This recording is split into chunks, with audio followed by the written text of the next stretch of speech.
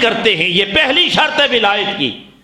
یہاں سے پتہ چلا کہ کوئی شخص اقامت صلاۃ یعنی نماز قائم کیے بغیر اللہ کا ولی نہیں ہو سکتا۔ بولیے اللہ کا ولی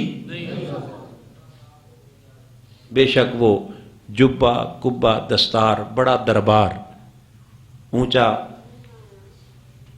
اس کا شملہ ہو اور ساری دنیا اس کا طواف کرتی پھرے، مگر وہ شخص کبھی بھی اللہ کا ولی نہیں ہو سکتا جو تارک صلاۃ ہے، جو نماز قائم، چونکہ نماز پہلی شرط قرآن نے بیان کی کس کے لیے؟ ولایت کے لیے۔ اور میرے آقا نے تو فرمایا کہ یہ نماز تو کفر اور ایمان کے درمیان فرق کرنے والی شے ہے، یعنی ولایت تو اگلے درجے کی شے ہے نا۔ کوئی شخص اپنے آپ کو مومن بھی ثابت نہیں کر سکتا بغیر نماز کے، بغیر اگر وہ نماز ادا نہیں کرتا تو اس میں اور کافر میں کوئی فرق نہیں۔ ظاہراً کسی کے ماتھے پر تو نہیں لکھا ہوا کہ یہ کافر ہے یہ مومن ہے۔ ایک ہی معاشرے میں رہنے والے دو شخص، ایک کافر ہے اور ایک مومن، دونوں کے درمیان میرے آقا نے فرمایا پہچان کیسے ہوگی؟ اونچا بولیے نا، پھر بولیے، فرق کرنے والی شے کیا ہے؟ ارے نماز کے بغیر تو ایمان کا ثبوت نہیں۔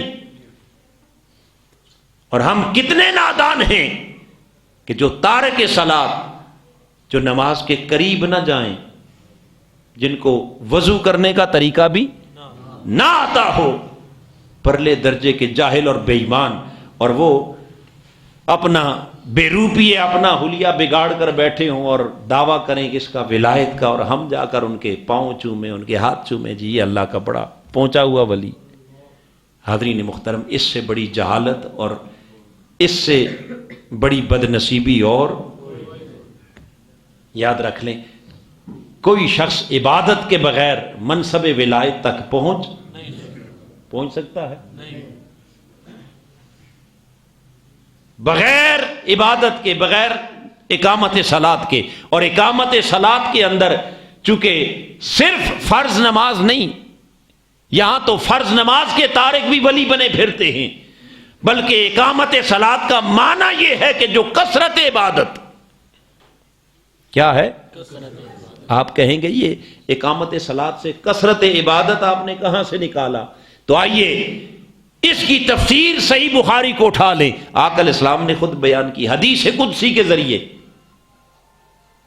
فرمایا لا یزال عبدی یتقرب الی بالنوافل حتی احببتہ، میرا بندہ جب مسلسل نفلی عبادت کے ذریعے میرا قرب تلاش کرتا ہے، راتوں کو اٹھ کے روتا ہے، میری عبادت، میری بندگی، میرے حضور سجدہ ریز ہوتا ہے، تو خالق کائنات کہتا ہے لا یزال عبدی یتقرب الی بالنوافل، جب مسلسل نفلی عبادت، کون سی عبادت؟ اور نفل کا آغاز ہی فرائض کے بعد ہوتا ہے، بغیر فرض کے نفل کا تصور ہی کوئی نہیں۔ نفل اضافی عبادت ہے، ایکسٹرا عبادت ہے، یعنی فرائض اور واجبات کو پورا کرنے کے بعد جو اضافی عبادت ہے اسے کہتے ہیں نفل۔ تو حدیث قدسی میں خالق کائنات نے فرمایا میرے قرب کے لیے جو فرائض ادا کر کے، واجبات ادا کر کے، سنن ادا کر کے، پھر اضافی عبادت نوافل کی صورت میں، اور وہ بھی لا یزال، مسلسل سالہ سال تک مجاہدہ محنت ریاضت کرتا ہے، پھر جا کے مقام آتا ہے حتی احببتہ، ایک وقت آتا ہے کہ میں کہتا ہوں بندے اب مجھے تجھ سے پیار ہو گیا۔ یہ مقام ولایت ہے۔ یہ کیا ہے؟ پھر بولیے۔ تو پتہ چلا کہ اس اقامت صلاۃ کے بغیر ولایت کا کوئی تصور نہیں۔ آئیے حضور کی امت میں جو سید الاولیاء ہے، سید اور امام الاولیاء حضور سیدنا غوث الاعظم رضی اللہ تعالیٰ، جنہیں غوثیت کبریٰ کا مقام اللہ نے عطا کیا، اگر ان کی زندگی پر نگاہ ڈالیں، جس غوث کو ہم مانتے ہیں وہ کوئی تارک نماز غوث؟ ہم کسی تارک نماز کو، تارک شریعت کو اللہ کا ولی نہیں مانتے، بلکہ اسے غوث الاعظم کہتے ہیں جس نے اپنی زندگی کے 40 برس عشاء کے وضو سے فجر کی نماز ادا پڑھی۔ کتنا زمانہ؟ 40 سال تک عشاء کے وضو سے فجر کی نماز ادا کرنا، یعنی ساری رات مصلی پر گزار دینا، اللہ کی عبادت میں، اللہ کی بندگی میں، اللہ کے ذکر میں۔ اسے قرآن نے کہا کہ وہ اللہ کے بندے الذین یبیتون لربہم سجدا وقیاما، جو اپنے رب کی خاطر راتیں گزار دیتے ہیں، کبھی سجدوں میں کبھی قیام میں۔ یہ تو غوث کی زندگی کے 40 برس ہیں۔ آئیے اگر اس حقیقت کو جاننا چاہیں تو کبھی اپنی زندگی میں کوئی ایک رات، کیا ایک رات عشاء کی نماز پڑھ کے آپ مصلی پر کھڑے ہو جائیں اور وضو نہ ٹوٹے، رات گزر جائے اور اسی وضو کے ساتھ فجر کی نماز پڑھ کے جب مصلی سے اتریں گے، آپ کو اندازہ ہو جائے گا کہ غوث بننا کتنا اونچا مقام۔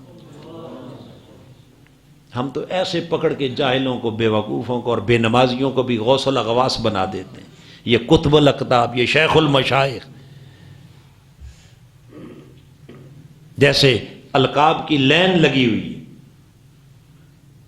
پھر پتہ چلتا ہے کہ غوثیت کتنا اونچا مقام ہے۔ غوث بننا کوئی آسان کام بولیے نہیں ہے۔ کہنے والے تو کہہ دیتے جی وہ ہمارے جیسے، ہم ان جیسے، کیا ہے، کیا فرق ہے؟ میں نے کہا ایک رات گزار کے دیکھو، ان کی ایک نہیں، کتنی؟ 40 برس کی راتیں گزری، تم ان کی طرح ایک رات گزار کے دیکھو، آپ کو دودھ کا دودھ، پانی کا پانی نظر آ جائے گا، پتہ چل جائے گا کہ فرق ہے یا نہیں ہے۔ یہ وہ فرق ہے جسے قرآن نے بیان کیا، الذین یقیمون الصلاۃ، کہ اقامت صلاۃ یہ پہلی شرط ہے، شرط ولایت، شرط غوثیت، جس کے بغیر کوئی اللہ کا ولی نہیں بن سکتا۔ اور پھر اقامت صلاۃ کے بعد آگے چلیں تو دوسری شرط جسے قرآن نے بیان کیا وہ کیا ہے؟ یؤتون الزکوٰۃ، زکوٰۃ ادا کرنا۔ بولیے زکوٰۃ۔ اب چونکہ بات ولایت کی ہو رہی ہے، کس کی ہو رہی ہے؟ ولایت کی ہو رہی ہے، لہذا یؤتون الزکوٰۃ سے مراد بھی وہ واجب اور فرض زکوٰۃ نہیں، وہ تو ہر مسلمان پر واجب اور فرض ہے، بلکہ یؤتون، عطا کرنا۔ کیا لفظ ہے؟ بولیے یؤتون، اس کا مادہ ایتا ہے، دینا۔ تو یہاں خالق کائنات کا قرآن اس تصور کو واضح کر رہا ہے کہ ولی کی دوسری شان وہ کیا ہے؟ ولی وہ ہوتا ہے جس کا کردار لینے والا نہ ہو، دینے والا ہو۔ لینے والا نہیں بلکہ بولیے مانگنے والا نہیں، بانٹنے والا، ہاتھ پھیلانے والا نہیں بلکہ جھولیاں بھرنے والا، جھولیاں لینا ولایت نہیں۔ کیا ولایت ہے؟ پھر بولیے ہم کنہیں ولی سمجھتے ہیں؟ بولیے ہماری نگاہ میں ولایت کچھ اور ہے، قرآن سے پوچھو تو وہاں ولایت کچھ اور ہے۔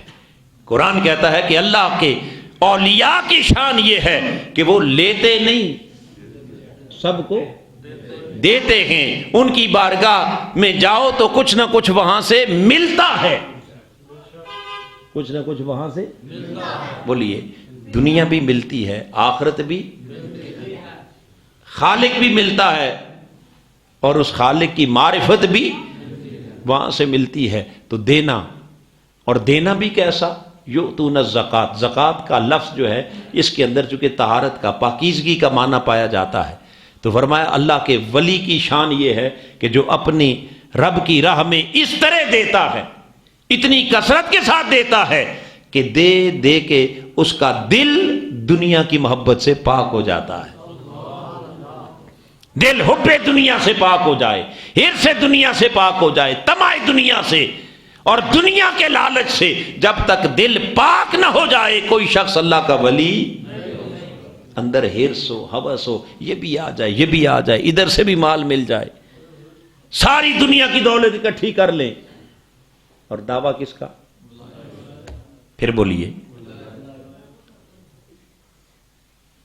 یہ قرآن کا بیان کردہ ولی یہ کسی اور کا تصور دیا ہوا ہوگا مگر جس تصور کو قرآن نے ولایت کہا ہے وہاں دولت اکٹھا کرنا نہیں بلکہ یؤتون الزکوٰۃ کے اندر اس کی راہ میں لٹانا ہے خرچ کرنا ہے اس کے دین کی اقامت کے لیے دین کے احیاء کے لیے حق کی سربلندی کے لیے قرآن کے فروغ کے لیے اسلام کی بالادستی کے لیے اپنا مال خرچ کرنا اور اپنے من کو دنیا کی محبت سے پاک کر ڈالنا یہ دوسری علامت ہے اللہ کے ولی کی. تو اقامت صلاۃ کثرت عبادت ہے اور ایتاء زکوٰۃ اس کی راہ میں کیا مال کا خرچ کرنا ہے انسانی بلائی کے لیے یتیموں مسکینوں بیواؤں پر دین کی اقامت پر دین کے احیاء پر حق کی سربلندی کے لیے. دو صفات اور تیسری صفت جیسے قرآن نے بیان کیا وہ کیا ہے وَهُمْ رَاكِعُونَ. رکوع کسے کہتے ہیں؟ اونچا بولیے رکوع کسے کہتے ہیں؟ رکوع جھکنے کی حالت کو رکوع کہتے ہیں. اب اس جھکنے میں خاص اشارہ ہے اور وہ کیا ہے چونکہ جھکنا عاجزی ہے. جھکنا کیا ہے؟ اکڑنا تکبر ہے اکڑنا اور جھکنا عاجزی ہے. خالق کائنات نے فرمایا میرے ولی کی تیسری صفت ہم راکعون. میرا ولی کبھی متکبر نہیں ہو سکتا مغرور نہیں ہو سکتا اکڑنے والا نہیں بلکہ ولی جھکنے والا عاجز منکسر المزاج جس کی طبیعت اور مزاج میں عاجزی ہے وہ اللہ کا ولی ہے اور جس کی طبیعت میں اکڑ اور تکبر ہے وہ ولی تو کیا وہ تو ایک سچا مومن بھی نہیں وہ سب سے بڑا شیطان ہے. اکڑنا کس کی صفت ہے؟ ابلیس کی. کس کی صفت ہے؟ بولیے. اور اس کے حکم کے سامنے جھکنا یہ صفت ہے ملائکہ کی. بولیے. تو ملکوتی رنگ چڑھ جائے تو بندہ ولی ہو جاتا ہے اور ابلیسی رنگ اگر چڑھ جائے تو بندہ اپنے وقت کا سب سے بڑا شیطان بن جاتا ہے پھر وہ اللہ کا ولی. بولیے. تو تیسری علامت کتنی علامتیں ہو گئی؟ بولیے. ولی ہونے کے لیے ایک عبادت دوسری سخاوت دوسری اور تیسری بولیے عاجزی ہے. اور عجز کیا ہے؟ عجز کیا ہے کہ بڑے سے بڑا کمال بھی اگر نصیب ہو جائے نا تو بندہ اس پر اکڑتا مزید جھکتا ہے. وہ اگر آنکھ جھپکنے سے پہلے 1700 میل سے ملکہ سبا بلقیس کا تخت لا کر جب حضرت سلیمان کے قدموں میں پیش کرتا ہے یہ چھوٹا کمال ہے. بولیے. یہ کوئی چھوٹی کرامت ہے کہ پلک جھپکنے سے پہلے 1700 میل سے تخت لا کر کہاں حاضر کر دیا؟ حضرت سلیمان کی بارگاہ میں. اور قرآن کہتا ہے حضرت سلیمان نے جب پلٹ کے دیکھا فلما راہ مستقرا عنده قال هذا من فضل ربی. حضرت سلیمان نے جب اس ولی کامل کی طرف دیکھا تو آصف بن برخیا وہاں سے بول اٹھے اے اللہ کے نبی مجھے کیا دیکھتے ہیں میرا کوئی کمال نہیں. هذا من فضل ربی میں تو عاجز مسکین ہوں یہ سب میرے خدا کا فضل ہے. یہ میرے خدا کا. تو اپنے ہر کمال کو کس کی طرف منسوب کرنا؟ اپنے خدا کی طرف. یہ ولایت ہے اور بغیر کسی کمال کے ایسے جھوٹی کرامتیں گڑ گڑ کے تو اپنے آپ کو ولی ثابت کرنا یہ شیطانیت ہے یہ تکبر ہے. میں یوں کر دوں گا میں نے یہ کر ڈالا میں یہ ہوں. ولی کے اندر میں اکڑ نہیں. اور حضرین محترم آخری بات وہ یہ جب اکڑ ختم ہو جائے عاجزی کیا ہے؟ عاجزی یہ ہے کہ ہر کسی کو اپنے سے بہتر سمجھنا اور خود کو سب سے کم تر. یہی حضور سیدنا غوث الاعظم کی تعلیمات میں سے ایک تعلیم یہ تھی اپنے پاس بیٹھنے والوں کو وہ کہتے تھے کہ ہر کسی کو اپنے سے بہتر جانو اور خود کو سب سے کم تر، اور اس کا طریقہ یہ بتاتے کہ اگر کوئی اپنے سے عمر میں بڑا نظر آئے، عمر میں بڑا دکھائی دے، تو اسے بھی اچھا سمجھو، یہ خیال کر کے چونکہ اس کی عمر زیادہ ہے لہٰذا اس کی نیکیاں مجھ سے زیادہ ہوں گی، عمر زیادہ ہے اس کی نیکیاں مجھ سے، بولیے نا، نیکیاں زیادہ ہوں گی لہٰذا یہ مجھ سے اعلیٰ ہے۔ اور اگر کوئی اپنے سے چھوٹی عمر کا دکھائی دے اسے بھی بہتر سمجھو، یہ خیال کر کے کہ چونکہ اس کی عمر تھوڑی ہے، عمر تھوڑی ہے لہٰذا اس کے گناہ بھی تھوڑے ہوں، میری عمر زیادہ ہے میرے گناہ زیادہ ہیں لہٰذا چھوٹا ہے یہ بھی بہتر ہے، بڑا ہے یہ بھی بہتر ہے، اور سب سے کم تر میں۔ بس جب وہ اپنے کو سب سے کم تر سمجھ کے اپنے آپ کو جھکا لیتا ہے تو میرے آقا نے فرمایا من تواضع للہ رفعہ اللہ، بس جو اللہ کے لیے اپنے آپ کو جتنا جھکا لے خدا اسے اتنا بلند کر دیتا ہے، اتنی اونچائی عطا کرتا ہے، اتنی سربلندی عطا کرتا ہے، اتنی رفعت اور اتنی پرواز عطا کرتا ہے۔ تو حاضرین محترم، پتہ یہ چلا کہ ولایت نام ہے جھکنے کا، عاجزی، اور عاجزی کیا ہے؟ ہر کسی کو اپنے سے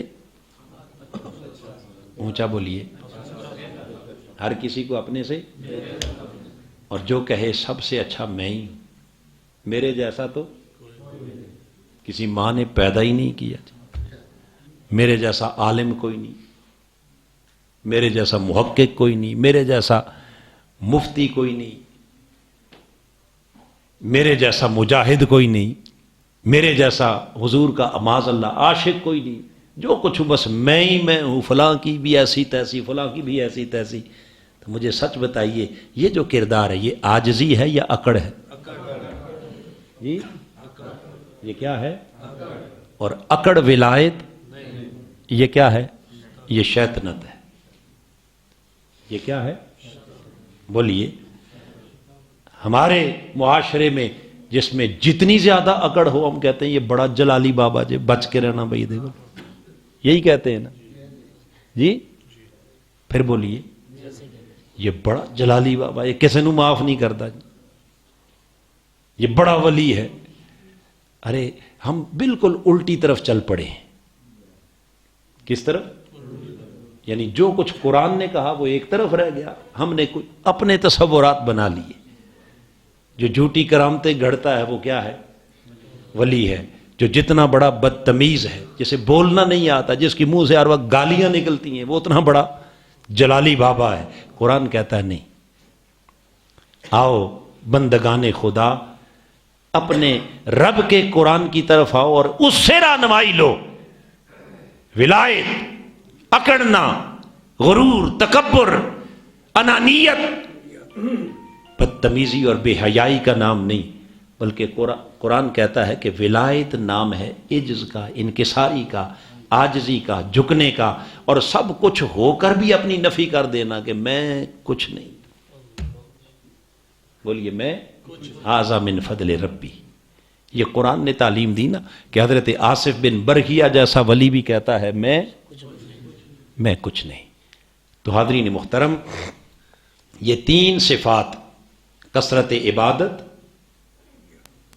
نمبر 2 کثرت سخاوت، اور نمبر 3 کثرت عاجزی، جہاں تینوں اکٹھی ہو جائیں اسے کہتے ہیں ولایت۔